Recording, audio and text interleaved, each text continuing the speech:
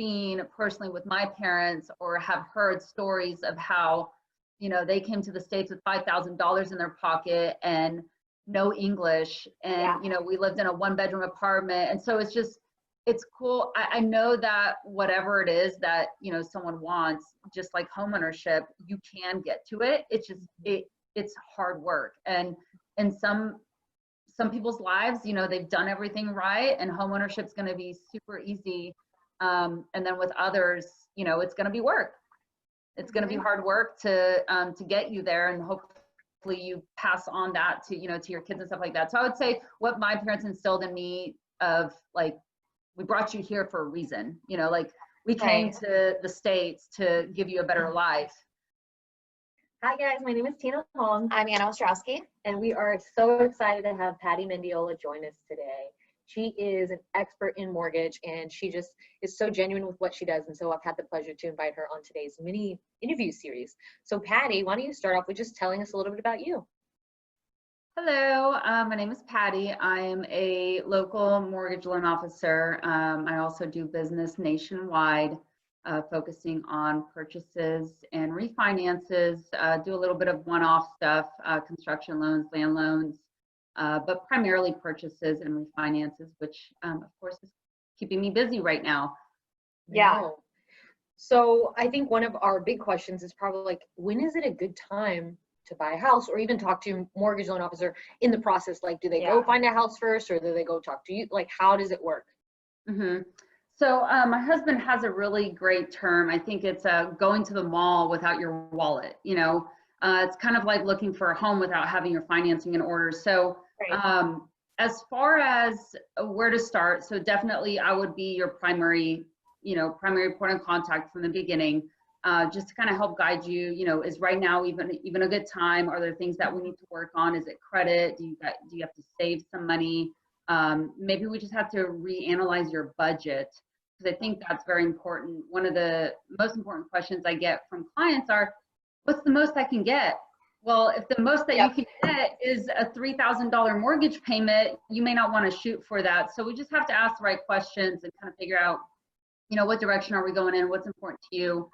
And as far as when is the right time, I think any time is the right time, because sometimes the cost of waiting can hurt you. So, I mean, even right now, let's say rates are really low, but maybe you don't have all the funds. Well, why not do down payment assistance? Yes, your rate might be a little bit higher, but you can still buy right now before, let's say, the rates go up a year from now when you're ready. Still kind of in the same place, but maybe you lost out on, you know, a home that was supposed to be for you. I would say that's probably the best example, because I do a lot of down payment assistance and work with a lot of clients that have challenging credit for, you know, whatever their life story is. So, I mean, I think to know that, okay, I can buy now, let's see if something comes up that I just love, or, you know, because there's an emotional attachment to homes. And so I think if something comes across, you know, your computer, or, you know, you see something, why not jump on it? You can't time the opportunity of someone selling the home that you want at your time. So true. I would say anytime right now is the time. Go now. Right now. Yeah. So I'm gonna take a step back and just get to know you for a minute. How did you decide on this industry? What made you want to do what you're doing? Because I don't. She gets lighted up when she's like, I'm so I know, she's so cute. That. You love what you do. Sorry, Anna. No, but exactly. Tell us why you're passionate about it and how you got into it. Yeah, so I think the sales aspect is definitely what got me into it. But I think what kept me going is helping people. You know, I think however you help people, whether you sell them a car or furniture or exercise equipment, whatever that might be, I think all purchases are emotional, but there's something different to me about buying a home. You know, people start dreaming. I mean, whether it's a rental property or it's a primary, people start dreaming like, oh, my kids want this room, or this room would be perfect. Oh my gosh, I'm gonna knock out a wall here. Like, and I think with the first time home buyers, which is, you know, a lot of a lot of my purchases are first-time home buyers. So I think for a lot of people to think, when you think about when you were a kid, and then you get your first apartment, and you just to think like, oh, I'm going to own a home. Yeah. I think it's a big accomplishment. And I think for me, not being from the States originally, I think it's like that American dream, and I think anyone can say that, whether, you're from here or not, but I think it's that it's unrealistic, but it's realistic until you have it. It's, I don't know, it just kind of surreal, I think, to some people is what I see. And I think the emotional side of it, I think, is what keeps me in it. I think I can sell anything, but I think being like, I like the numbers. I like putting, challenging stuff together, or, helping someone get to that endpoint. But I think the fact that I'm helping people get into homes, I think it's rewarding. Yeah. Or saving money if you're refinancing. Yeah, that's so true. Yeah. I'm not gonna lie. Patty is a great resource to a lot of the people I know personally. That's awesome. Thank So you. I don't know if this question is relevant or not, but it's on my mind. I know that there's a big difference between generations in how they purchase homes, when they purchase homes, what some of their habits are, trends. Do you see any of that in your industry? And if so, what are they? I do get the misconception that you need 20% down to buy a home, or that you need perfect credit to buy a home, or that you need your own funds to buy a home. There's so many programs out there. Yeah, I want to know that. Yeah, I mean, we have lots of situations where the client doesn't have to bring anything, but let's say if you were to get an apartment, you need first and last month's rent, or you need first month's rent plus deposit. A lot of times, I look at these closing disclosures, I'm like, wow, this is cheaper than getting into an apartment. Why would you not, purchase? So yeah, there's a lot out there, and there's not a right or wrong program for one single person. It just depends. I think it always has to align with your goals. Whether it's long-term, short-term, should I wait and save $10,000? Should I get the higher payment now? So there's just, there's so much out there that I think people don't know. And I think sometimes just finding the person that knows about these programs too, because some of these programs are a little complicated and they're not easy. So absolutely. You mentioned a really unique one that you guys, is it really particular to you guys that you said down payment assistance? Is that something that y'all is unique to y'all? So no, not necessarily. So each company, so I work for Thrive Mortgage, and my company does process down payment assistant programs. So there's several, they're a third party, so you just have to be registered with them, and then the company has to choose to do them, because there's some stuff on the back end that a company may say, well, hey, it's not that profitable, it's kind of messy, I don't want to put my hands into that. So there are a lot of lenders that do them, or have them available, but don't necessarily do them, because each program is unique in itself of, is it a true grant? Is it a second lien? Do I have to pay it back? There's just so much out there, but the mortgage company themselves needs to say, hey, we'll offer this to our clients. Mm-hmm. So switching gears a little bit, it sounds like you're very passionate about what you do. You're connected to the heart of each one of your clients and the American dream that you offer them. Are there times where you go through a really tough spot, like you're emotionally either, man, I don't know if I can get through this, or maybe so many people are getting turned down, or maybe you're having the one to deliver, hey, I'm sorry, we can't offer this to you. What gets you through that? Mm-hmm. Yeah, so that's a really hard part for me, I think, because that is, I would say, a bad thing maybe, that I think COVID has definitely made me a little bit less emotional, because it's something that, like, oh, this is changing. Oh God, rates went up, rates went down, like, oh, now we need this, we can't do this, we can't do that. So there's a lot of changes that all of us, I would say, in mortgage, real estate, like, we're all going through a lot of changes because of the economy. but I would say that has made me better at setting better expectations of the worst, because the worst can happen to anyone, even if you That's a good point. you know, I think that just setting the right expectations makes it easier to deal with those hard conversations of, hey, well, we discussed this and this wasn't okay, and now we won't be able to move forward on the loan. Right. And then sometimes it's just circumstances that people can't, they can't save that specific transaction. But the good thing is that with most of the situations like that, I would say that you can get past that one thing that we just had to go through, and you can start all over here, and there's always a solution. There's, whether you messed up your credit or let's say you spent your money. Okay, well, now you just have to save your money again, Right. So there have been situations like that where, client got into a car accident, had to get a new car. I couldn't qualify them with a new car. They had no other option. Okay, great. Well, now we just wait for you to, pay off some other debt, to make it happen. So that's what I think is great in my business, is that there is always a solution, and sometimes it just takes some time. And I think that's what makes it better when you do have to deal with the bad, that this is not the end of all. You'll get to home ownership. It's just when, and what do you need to do? Yeah. Yeah. So I know when you're personally going through a hard time based on that, I know you're a fitness junkie, right? Are there, and then you spend a lot of time with your family. Are those ways that help you deal with, the bad times at work or those bad days you have to deliver that news? Like, what 3 things or a couple of things that you do regularly to help you get through that? Yeah, so definitely exercise. I think not only does it help with the bad thing, getting like the bad energy out, but it provides the good energy. I try to work out in the morning to get that like extra, like today's the day, and then definitely with the kids, I think it's, you get so sucked into work, because work is important.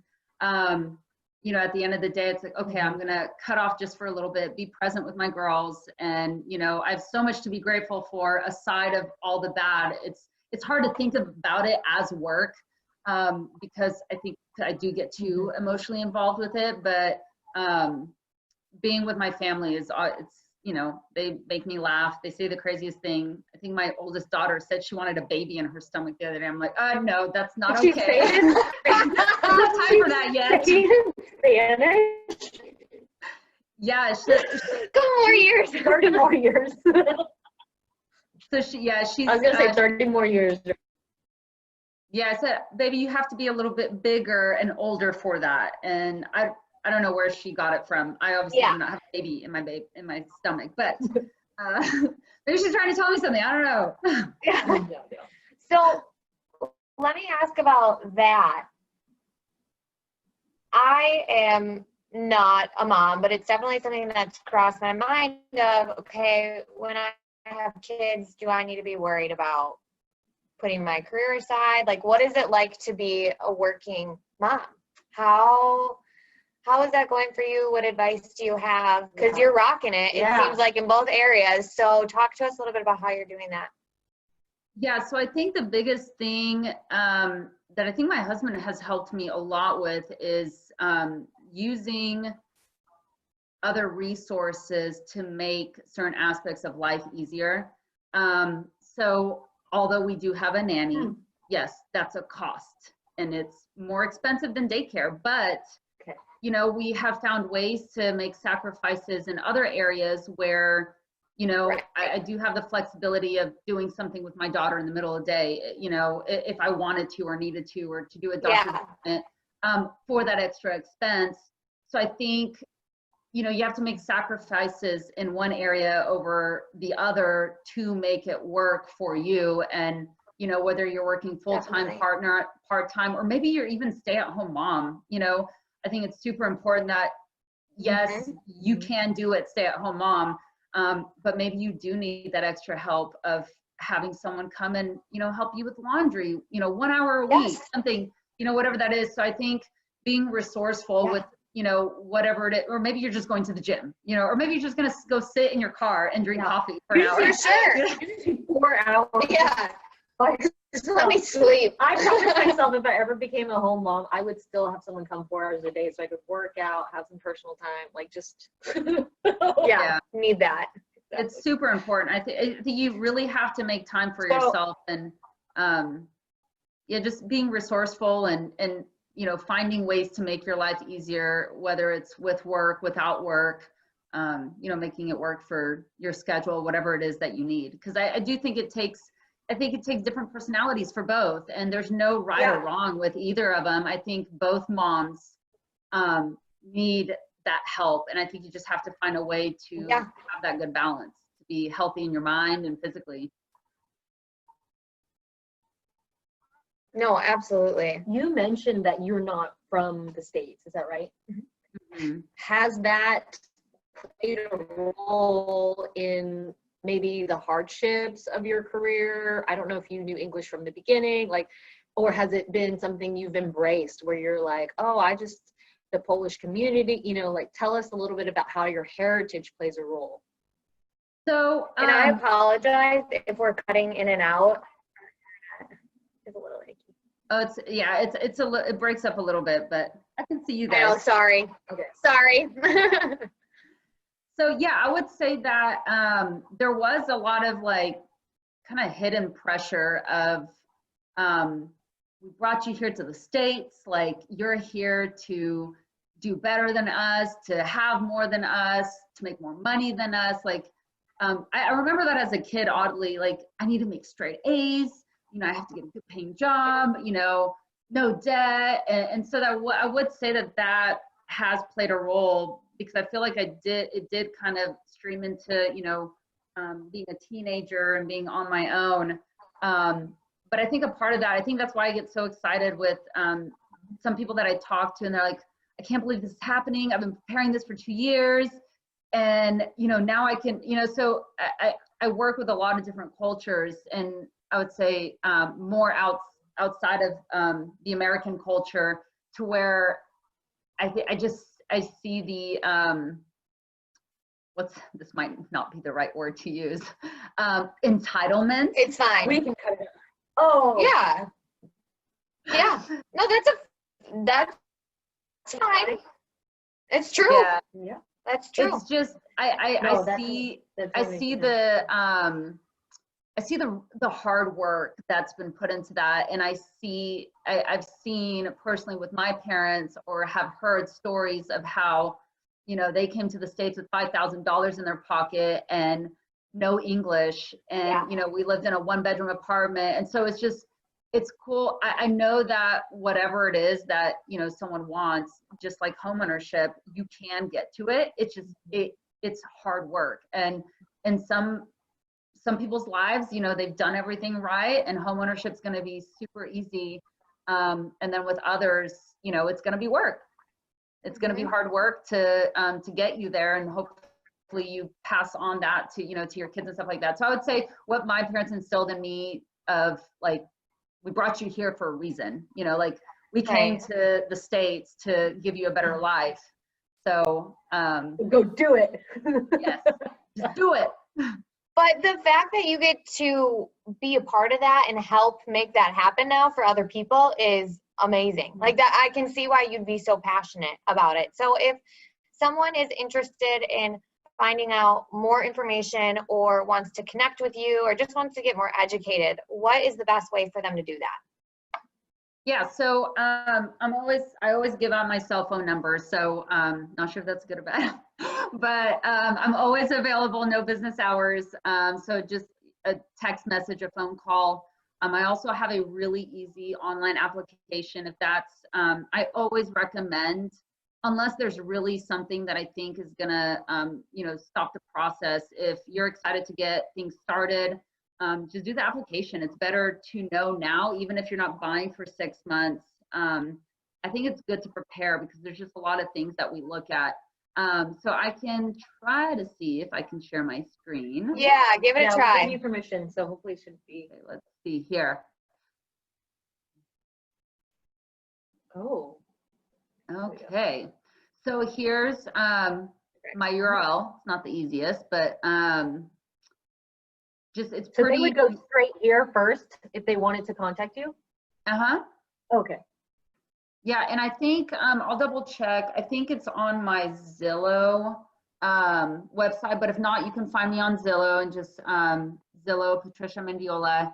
I can get contacts through there too and read my awesome reviews. Yes. And so you'll just register it. here. I'll see that you started the application. If I see that maybe there hasn't been any movement in a couple of days, I may reach out and, you know, hey, do you need help? Right. Confused on. But it's pretty easy. It's very mobile friendly too. So you could do it on your phone, in bed, you know, wherever. Do they have to request you here, or is this your personal? Like, how does this know this one goes to you? Do you know what I mean? Yeah, this is my like my personal. Oh, that's your Yeah. personal. Okay, got it. Okay. Yeah, Perfect. awesome. Yeah. If you don't mind, can you send that link over to Tina and I in an Yes. email so we can include it? And then I know there's nowadays in, you know, to the 20s and 30s clientele, there's a lot of maybe getting out there from a standpoint of social media. Are you active in that ways? Is that an avenue that people can contact you to? Yeah, yeah, you can find me on Facebook. You know, I'm friends with a lot of my clients too. Those relationships don't stop after closing. Right. You know, I don't plan on leaving this industry, so hopefully I'll be helping you refinance or buy the next house or buy your daughter. You know, your daughter's going to buy a house. Yeah. You know, family members. So yeah, absolutely. I'm on Facebook, and that's a great way to connect. I'd say primarily Facebook. I'm not super great at all the other stuff. Unless you want like a Facebook. TikTok from me, I may send that over really? to you. Okay. Not one of awesome. mine, something that I just find funny, but. Okay, awesome. So what I heard today was really when we were talking to you, I learned you got to be agile with what you do. Is kind of, you know, be ready to change is kind of what you said, you know, depending on the environment. It may just delay your goal, that's all. You said set expectations and maybe plan for the worst to kind of just worst case scenario, or maybe you just get this house a little later. I also heard you say there's always a solution. Yeah. And I love that about your mindset. Like, you're willing to help, and there's always a solution, whether it's now or later, or maybe you just got a little bit of extra work here and there. And some things that really stood out to me to help you get through what you do on a regular basis is exercise is very important, time to yourself and your family, and that including a supportive spouse and all the things that you do.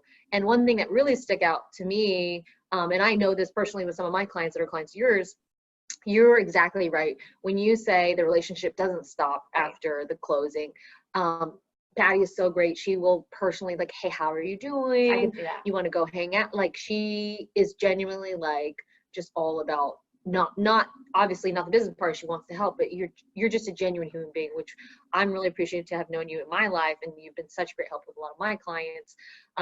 So I wanted to say thank you for today and just being super genuine and doing what you do. And now I got to meet you. Yeah. So now I'm the lucky one. She So hasn't thank bought you. a house yet I either. haven't bought a house yet either. So we'll be Yes. talking.